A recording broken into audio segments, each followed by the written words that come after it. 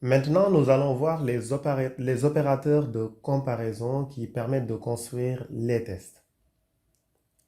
La première catégorie des opérateurs de comparaison, donc de nombres entiers. Donc nous allons voir ici simplement les nombres entiers et les connecteurs logiques.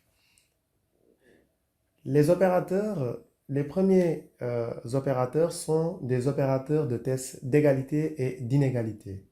Donc nous avons les deux formes, la forme avec crochet, qui est aussi la même avec crochet, crochet et test. Donc arg1, ec, arg2 est équivalent avec la syntaxe d'expression arithmétique, parenthèse, parenthèse, arg1 égale arg2.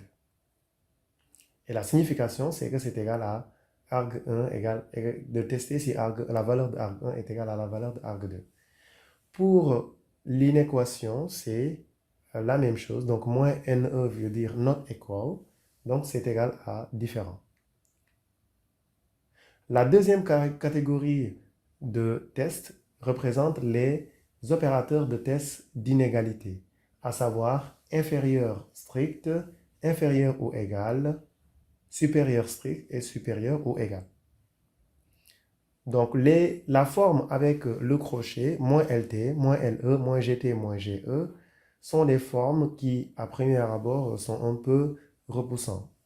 Mais c'est très simple, il faut simplement les traduire en anglais. Moins LT veut dire less than, moins LE veut dire less ou or equal, moins GT veut dire greater than, et le moins GE veut dire greater or equal. La troisième catégorie correspond au connecteur logique et l'opérateur de négation. En particulier, si vous voulez définir une condition qui est composée de plusieurs sous-conditions avec des connecteurs logiques et ou bien ou, euh, ces connecteurs vont être importants pour vous. Donc, pour la négation, c'est le point d'exclamation. Pour le connecteur est logique, c'est soit avec l'option "-a" que nous avons déjà vu, ou bien les deux est commerciaux, est commercial deux fois. Pour le connecteur logique OR, c'est "-o" ou bien deux barres verticales. La forme avec les crochets et la forme arithmétique sont rigoureusement équivalentes. Il vous suffit de tester les deux formes pour voir avec laquelle vous êtes le plus à l'aise et de l'utiliser.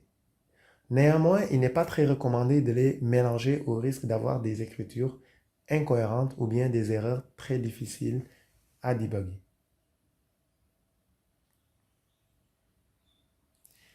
Il y a aussi les opérateurs de test qui concernent les chaînes de caractères.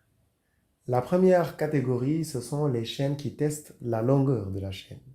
"-z" permet de tester si la longueur de la chaîne est égale à 0, alors que "-n" permet de tester si la longueur de la chaîne n'est pas égale à 0.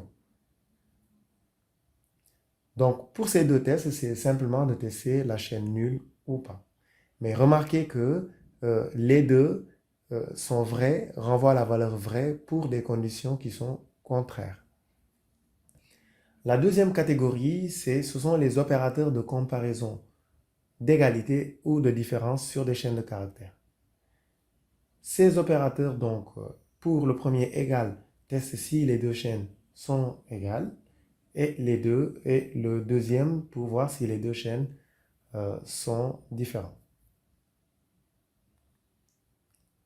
Ensuite, nous avons les opérateurs de test d'inégalité, donc qui renvoient true si la première chaîne est inférieure à la deuxième chaîne.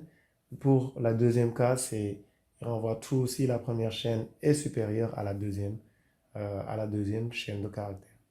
Donc ici, ce qui est considéré, c'est l'ordre alphabétique ou le code ASCII dans la comparaison d'inégalité.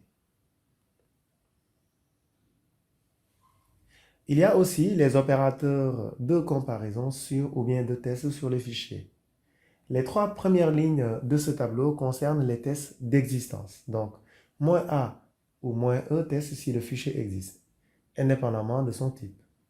Les deux derniers, -D teste si c'est un répertoire et que ça existe. -F cherche à savoir si c'est un fichier ordinaire et ça existe. Ensuite, nous avons les tests qui sont liés aux permissions sur les fichiers. Le -R veut dire si le fichier a le droit de lecture, -W si le fichier a le droit d'écriture et -X si le fichier a le droit d'exécution.